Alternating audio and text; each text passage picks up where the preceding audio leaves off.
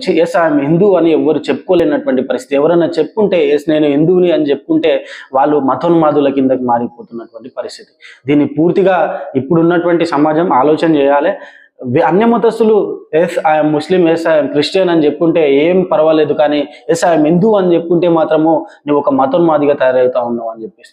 అయితే వాస్తవానికి ఈ నిర్వచనం పూర్తిగా మన భారతదేశంలో అసలు పాటించడం లేదని చెప్పేసి చాలా వాదనలు వినబడుతున్నాయి. ఎందుకంటే ఇక్కడ ఏ మతమైనా సరే, మైనార్టీ మతమైనా సరే, మెజార్టీ మతమైనా సరే, అన్ని మతాలను సమానంగా చూడాలని చెప్పేసి సెక్యులర్ యొక్క అసలైన అర్థం, ఆ భావం కూడా.